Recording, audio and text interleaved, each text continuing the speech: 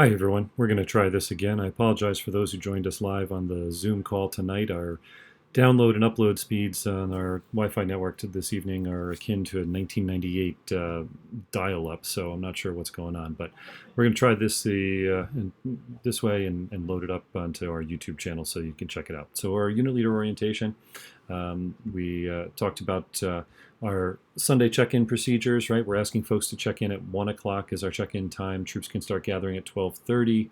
The guides will meet you and begin to take you down to the campsites.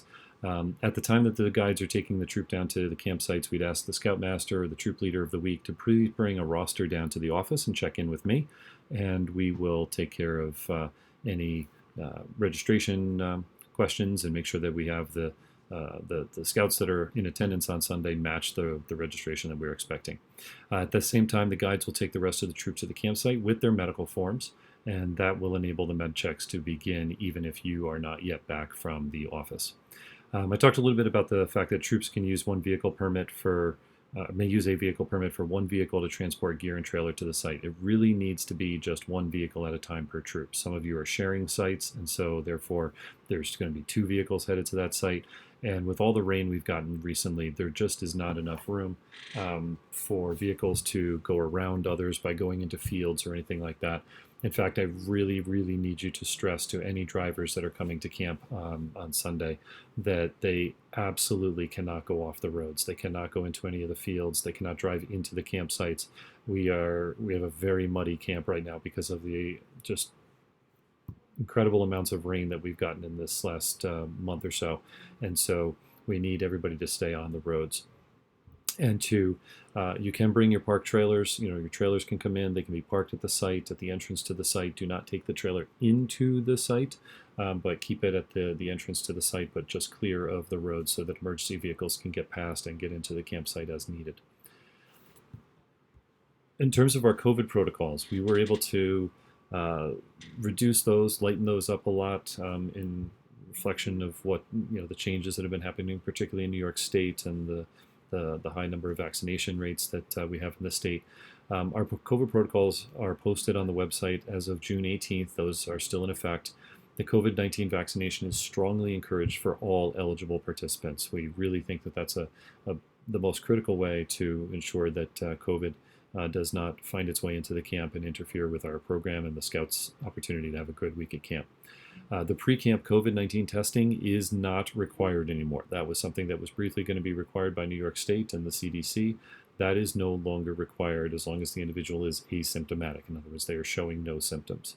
However, do not come to camp if you are experiencing, or any scouts are experiencing, COVID-19 symptoms, if they've been diagnosed with COVID-19, or if they are awaiting COVID-19 test results. If an individual meets any of those criteria, they are asked to stay home until they no longer meet those criteria. Vaccinated individuals are not required to wear masks at camp, indoors or outdoors. However, unvaccinated individuals are expected to wear masks when they're indoors and in certain outdoor situations where social distancing is simply not possible. So the indoors means basically the health lodge, the camp office, the trading post, as well as the dining hall when scouts are coming into the dining hall. When they're coming into the dining hall, scouts or unvaccinated leaders, I should say, when they're coming into the dining hall, if they're going down the food line, if they're going to get a drink, masks are expected to be worn at those times by unvaccinated individuals. When you're sitting at your table, the mask can come off, and we are going to be seated half capacity in the dining hall. I'll talk more about that in a little bit here. The second part there about certain outdoor circumstances, think of a situation in which two scouts are very close to one another because one scout is tying a sling on another scout in a first aid scenario in comm safety, or in physical contact with one another because they're playing a cope game. Those are situations in which unvaccinated individuals are asked to wear masks even if outdoors because they are so close to that other individual. Formal daily screenings are not going to be required. At one point we talked about the fact that we might be required to do 2 attestation screenings per day. That is no longer a requirement, but we're asking if you still monitor the people in your care for symptoms of COVID-19. So if any scouts have symptoms, or any other leaders in your troop, please bring that to our attention. The general health and safety items for the camp. That's a picture of our health officer, Tyler Henderson. Many of you know him as our aquatics director of the last 3 years. He's now our health officer and EMT.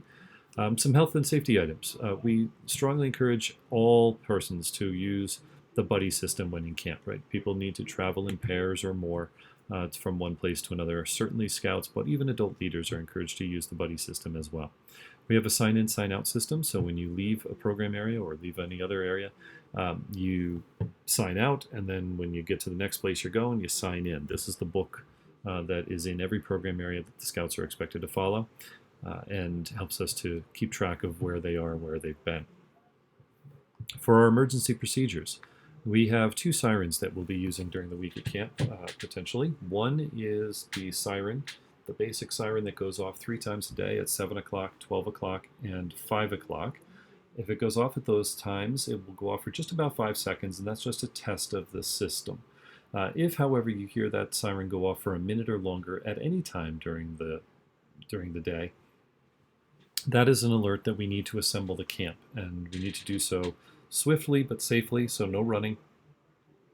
But we need everybody to assemble down at the Tuscadaga field. This is the field where the Gaga ball pit is in front of Tuscarora campsite. And we would ask you to line up the troop and take attendance, both youth and adults, and remain standing until everybody is present. When everybody from your troop is assembled in the field, then have the scouts squat down. We're not going to ask them to sit because, well, quite frankly, that field is basically a swamp at the moment. But we'll ask them to to squat down so that we can look across the field quickly and see which troops are still waiting on people. The second siren that we use is called the Yelp, and that sounds a lot more like a police car siren. And we use that for severe weather scenarios that are require us to get everyone to a more secure shelter. Our secure shelters are Seneca Lodge down at the waterfront and the dining hall. And so if you hear the Yelp, we ask that you go to whichever of those 2 locations is closer to where you are when you hear the siren. We will have staff in both locations that will take attendance for each troop. We will communicate that with you so that we can make sure that everyone is accounted for in one or the other location. Please do not tell the scouts that they need to meet you at one specific designated location, because they may travel past a secure shelter to get to you, and we don't want that. We want them going to the closest shelter. When you check in, we're going to give you a strip of flagging tape, and we're going to ask you to put that on the tent of the leader in charge. And you can tie it right to the outrigger or to the end of the bunk if you're in a lean-to. And that helps us to identify who the leader is, so that if we have to go in the middle of the night to the campsite, if we've got a phone call from home where we need to raise a particular scout, we're going to come to you so that you can help us with that, so that we're not standing in the middle of the campsite, waking everybody up in one of those kinds of situations.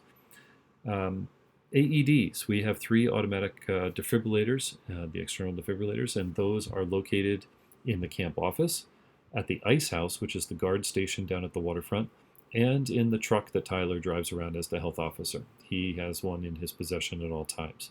So if an AED should ever become necessary, those would be the 3 places you can go to look for one.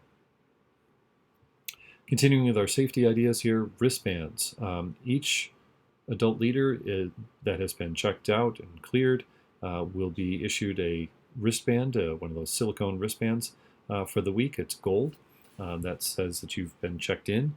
Please, if you come upon any adults that are in camp that do not have one of those wristbands, especially if it's a member of your own unit, please make sure that they have checked in at the office. This is one way that we can ensure that everyone has been cleared. If you have any scouts that are going to be leaving during the week, baseball game or what have you, we have a camper release form that needs to be signed. That is filled out by the parent who is taking the scout out of camp, but it also needs to be signed by a unit leader who is remaining behind in camp. Right? It's not somebody who's also leaving. So if the parent happens to also be a unit leader that was in camp and takes the child out, we need somebody else that's staying in camp to sign that form. And the reason for that is because that's a receipt that says that you as the unit leader know that that scout has left. We need to close that loop, make sure that everybody's on board, so that if the scout is taken out for a baseball game and you're not aware of it, that you don't come and report a lost camper to us and we're looking for a kid who's on his way to a ball game. So that camper release form needs to be filled out and signed by both parties prior to the scout's release. Something about the adult leaders there, talking about the wristbands. Every adult who is staying in camp, even for one night, must be background checked by New York State. We take care of that, but you need to submit the names and the birth dates of those individuals to the Google form, which I've sent out. It's also available on our website. There's a link there to send that in. If you can't find it, just let me know. But we need to make sure everybody is cleared. Please do so as early as possible and no later than Wednesday to ensure that we can submit those names to the state and get them cleared prior to your arrival on Sunday. Remember that the New York State offices are not open on Sunday when you check in. I've already had 3 adult leaders who have checked in on a Sunday this week that I had to send home until Monday because they were not pre-cleared and I could not check them until Monday morning. So please make sure that we have the names of all adults that are going to be staying in camp prior to your arrival. As far as vehicles in camp, we do have a camp speed limit of 10 miles per hour. We've already talked about the need. I really can't stress this enough. We've got some of our areas that are really starting to get some big ruts from the mud, from vehicles going across them. We need to keep vehicles off the grassy areas, out of the fields, out of the campsites, to try to keep the camp looking as good as it does for you, for the next group as well. And another safety issue, please no riders in the backs of trucks or trailers. Just this afternoon, I had to stop a pickup truck that had 2 adult leaders riding in the back of it. We cannot have that in camp. That's a real safety risk. Please, no riders in the backs of trucks or riding on tops of trailers. For communication, we sent out the link for the Remind app. This has been a very useful way for us to be able to communicate with the leaders each week. You can join by texting at RSR21 week 4 to the number on the screen, 81010, or you can use that same class code in the actual Remind app if you happen to have that on your phone or you want to download that app. It is a free app and it's a great way to get the notifications of any program changes, honor troop notifications, and any other kinds of communications that we may need to make with you as either a group or as an individual unit. And so please, I know a number of you have already registered for that. I've seen the alerts coming through, but please encourage all of your adult leaders to sign up for that. Our Firestarter newspaper will come out every day, and that will include daily schedules and other news about what's going on in the camp. And if you go to Ed Keelan's Facebook page, he administers our Thunderbird Club Alumni Association. He is posting the Firestarters to a Google Drive that is available on his Facebook page, so parents can follow along at home if they wish. For communicating with us, 3 key email addresses there, points of contact. My address, campdirector@rsrbsa.org. For any food-based issues, food@rsrbsa.org is the address. That'll reach our cook, Sean Dibble. And please, if you know of any special diets that any of your scouts or leaders are going to need help with when they're at camp, please reach out to Sean as soon as possible. We've had some pretty big, substantial dietary needs presented to us on Sunday afternoon or even Sunday evening of arrival, and that's a very late point in time for us to be able to accommodate those kinds of needs. So please give Sean as much advance notice as possible for any kinds of dietary needs or restrictions. The last one there is medical@rsrbsa.org. That is the email address for Tyler Henderson, our health officer, and you can reach him with any questions about our medical operations and discuss with him any of those kinds of issues. Our dining services. This is the one area that's probably going to look the most different for those of you that have been with us before. The leaders that we've had in camp so far the first couple of weeks have generally said that the program seems very, very similar. It doesn't seem like a lot of changes in post-COVID compared to pre-COVID, but one that change that is going to be significant is our dining hall. This year, we are doing 2 things very differently. One is that we are eating by split shifts. So we are going to have 2 meals, 2 shifts for breakfast, lunch, and dinner. And that will be assigned by campsite. Basically, the troops that are on the inner part of the camp, closest to the dining hall, will be part of the first shift. The troops that are further out will be the second shift. Each week, it can vary slightly based on trying to divide the camp in half and make sure that we have half the camp's attendance in each shift. But the dividing line usually is around Tuscarora or Onondaga campsite. So far, Tuscarora has been in the early shift each week. They may be in the second shift. It kind of depends on where the balance of campers is. The second thing is that we are doing a cafeteria-style service rather than a buffet with some grab-and-go items. So the picture you see on the screen there of the salad bar buffet, We're not doing that anymore. That's been replaced by a cafeteria-style service where the staff will be serving you your meals. So you'll go down the line, the staff will serve you, and you can take your plate back to your table. I talked about the dietary restrictions. Please let us know as early as you can about any dietary restrictions that are going to be in effect for next week. You can send it right to Sean at food@rsrbsa.org. You can copy me on that email as well, just so I'm aware of it, and let the food operations know. Our Wednesday lunch in the campsites will continue, so every troop will have the same lunch sent out to them for Wednesday. We will deliver those meals to your campsite around noon on Wednesday, and it is typically a cold cuts type sandwiches, so it doesn't require a lot of cooking if that's not something that you're interested in doing at camp. But for those that are interested in cooking at camp, we do have patrol cooking as an option, and that means that you can cook in the campsite. We have a sheet of a la carte, basically menu options that you can choose from. You choose a particular meal that you want your troop to cook for that day. So let's say Tuesday you want to have hamburgers. You select hamburgers off the menu for Tuesday, and we will deliver the food and the fixins to your campsite so that you can prepare that. We deliver the food, but we do ask you to please return the food buckets back to the kitchen when you are done. And we will be collecting garbage each night. Please put the trash out by the entrance to your campsites by dinner time. If you put the trash out before dinner, it will be there when we collect the trash right after dinner. If you don't put it out before dinner, everyone's going to forget to go get it when they go off to evening program, and you're going to miss the trash pickup. So please make sure it gets put out before dinner. The exceptions to that would be those units that are camping in Shindaku and Algonquin campsites. You guys are right next to the garbage corral. So we would simply ask you to go and put your trash in the garbage trailer prior to it being taken up after dinner. And we will take it out for you. Troop photos are taken on Monday night after dinner. We'll take the first shift right after their meal, second shift right after their meal. If you'd like to order the photos, copies of the photos, they are $7 each. We do ask every troop to sit for a photo, even if you don't intend to purchase any. That's okay, but we do want to make sure that you are included in our camp slideshow at the end of the week, and we use those troop photos as part of the roll call of units. This is where Quinn would step in, but I'm going to take care of that for this video selection here. So Quinn, as our commissioner, will be making a daily campsite visit along with our other volunteer commissioners, and they'll be looking for health and safety in the campsite. That's the job of the commissioner, make sure that the campsites are safe, that the scouts are living in a healthy environment, and so there's a number of things that the units will be evaluated based off of those kinds of health and safety items.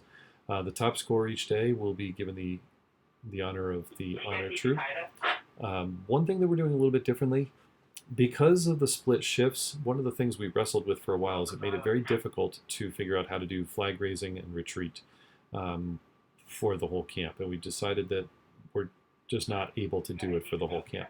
So it is flag raising will happen at 8:50, and that will be the same time that shift 1 is eating breakfast. So shift 2 is able to go to flag raising and then come in and have their meal. In the evening, flag retreat will take place at 6:30, which is right after shift 1 has eaten their dinner. So they will be able to go out to the flags and participate in retreat while shift 2 is eating their dinner. Basically what that means is dining shift 2 gets to do flags in the morning, dining shift 1 gets to do flags in the afternoon if you so choose. Because of that, it kind of messed up our system of having the honor troop raise and lower their troop flags each day. So what we are doing is posting the honor troops flags inside the dining hall so that they can have that recognition. For latrine maintenance, we are asking that you have a bucket of wood chips by your latrine that's been placed there. One small scout handful, not the biggest adult handful that you got, but a small scout size handful of wood chips should be put down each seat hole in the latrine each day. That does not include urinals. Wood chips down the urinals will simply clog the urinal. But this is in the seating holes. That will help with the composting process and help with the smell. The other thing that helps with the smell, by the way, is keeping the lids closed. The bands that are there are not meant to hold the lids open. They're meant to keep the lids closed, and that does help with the smell a great deal. If you need any tools for any kinds of campsite projects or anything like that, the Quartermaster has those that kind of equipment for projects, and it is open anytime the trading post is open. If you need those kinds of supplies during times when the trading post is not open, because the trading post, for example, is not opening until 11 o'clock this year in the morning, so it's a couple hours in the morning that it's not open, because just come see us in the office and we'll be happy to take care of you and get you whatever tools or supplies you need. From a program standpoint, we do have our Merit Badge lending library still, but we changed it a year or two ago. So instead of having it in one central location in the office, we put it in a more convenient location, which is in the program areas themselves. So Scouts have the opportunity to borrow Merit Badges from the program areas and return them by the end of the week. So you do not need to purchase Merit Badge books. In the program planning guide that's posted to the website, there's a sheet called the Merit Badge Verification Form. This is something that you can use if you'd like to. It's certainly not required, but if you would like to use this to record any prerequisites that you as the Scoutmaster or the parent is signing off on for a particular Merit Badge, say the 20 nights of camping for Camping Merit Badge, you can simply fill that out and turn it into the office, and we will make sure that it gets to the Scoutcraft director or whichever director is relevant to that Merit Badge, so that that indicates that you've signed off on those prerequisites. Continuing with our programs, we plan to have campfires on Sunday and Wednesday night. So far, because of all the rain we've had this summer, we have had to cancel a couple of campfires. We delayed one to another evening. We delayed last Wednesday's campfire to Thursday night. We've had to stay very flexible with timing even to try to, one week we slipped a campfire in between two rain cells that were coming through that evening, so we moved the time up a bit. We're having to take those steps because we don't have a COVID-friendly alternate site for our campfires. The campfire area is great, but it's outdoors, and so if it's raining, it's not ideal. Typically in the past, we would go to Seneca Lodge, like you see in the background of the photo on the screen, or we would go to the dining hall. Neither of those facilities would be good in a COVID environment because everybody would be too tight together in those spaces. And so therefore we don't have a backup site. So we have unfortunately had to cancel or delay, reschedule a couple of campfires. Hopefully the rain will have passed by next week and we won't have to worry about that, but do keep that in mind. Our camp-wide game is on Tuesday. It is a theme based on the video game Among Us, and the staff is having a great time with it. The Scouts have been having a great time with it, and so they will have the opportunity to participate in that on Tuesday evening. Our movie night is also something that has so far fallen victim to the weather. Our plan, instead of doing a movie night inside the cafeteria at the dining hall, was to set up a screen at the lake down at the Seneca Field and try to do an outdoor movie. The problem is that the field at this time is thoroughly soaked. It is very swampy, and so it is not really possible. Certainly through our first 2 weeks, we'll see how things go this week and into your week next week, as to whether or not we'll be able to do a movie on the field. But if not, the annual slide, or the weekly slideshow rather, will still continue. And so far, we've been able to play the slideshow at dinner on Friday, so everybody's still been able to see that. So that's one where we're going to have to be a little bit flexible on some of these traditional events, simply because of the combination of COVID protocols and dealing with Mother Nature. Polar Bear Swim will happen Monday, Wednesday, and Friday from beginning at 6:30 a.m. So brave the frigid waters of Davitt Lake early in the morning and get yourself a certificate at the end of the week. And we also want to mention a few other things that are coming up, other opportunities. Our STEM week is week 6, August 8th through the 14th, and we are offering 4 merit badges, I guess: engineering, inventing, robotics, space exploration, 4 merit badges, as well as 2 NOVA awards, Whoosh and Design to Crunch. Those opportunities are being presented for STEM Week. If a Scout wants to come back for a second week to participate in STEM Week, it's a great opportunity. It's just $250 for a repeat week, and they'll be able to take part in those activities as well as the whole host of activities that we offer on a regular basis throughout the rest of the summer. We also will offer Merit Badge Completion Day on August 15th. This is an opportunity for Scouts to work on finishing off any requirements for merit badges that we offer here at camp. Doesn't necessarily have to have been started this year, but it does need to be a merit badge that we offer with our traditional staff. So in other words, the STEM merit badges do not apply. Those cannot be completed on Merit Badge Completion Day because those counselors are usually brought in special just for that week. But anything else that we offer at camp, we'd be happy to work with the Scouts on completing, even if they began their work at a different camp. Some other training opportunities that are available to all of you, both in camp as well as putting in a plug for something happening this fall. IOLS is something that we are planning to offer. I believe we do have instructors lined up for that for next week. So typically that is on Tuesday and Thursday. That's one where I'm going to have to defer to Janet. We did have one change in schedule for last week, but it's typically Tuesday and Thursday. The Intro to Outdoor Leadership Skills training will be available.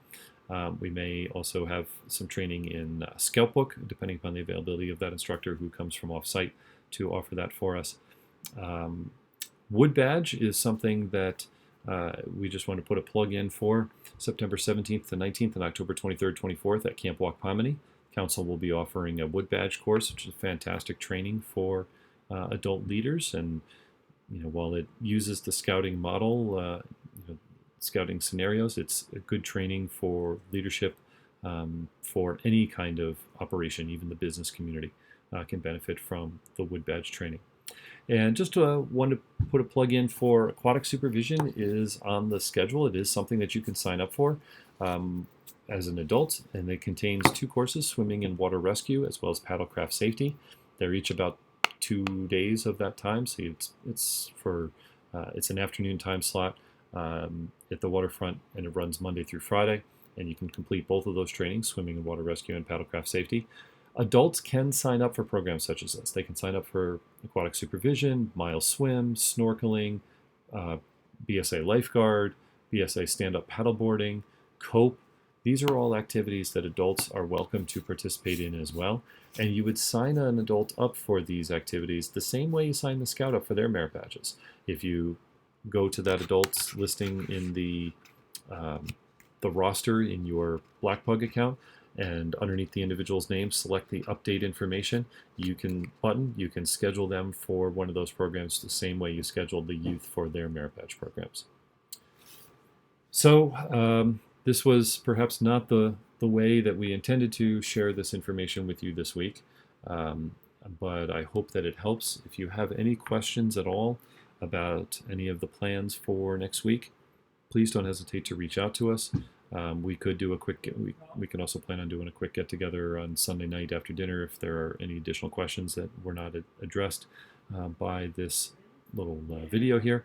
So I do again apologize for the technical difficulties that we had earlier, and hopefully as soon as I'm able, I will post this video to YouTube and send the link out to all of you, so you've obviously already seen it. But we look forward to seeing all of you at camp next week. And please let us know if there's anything that we can do to help. See you then.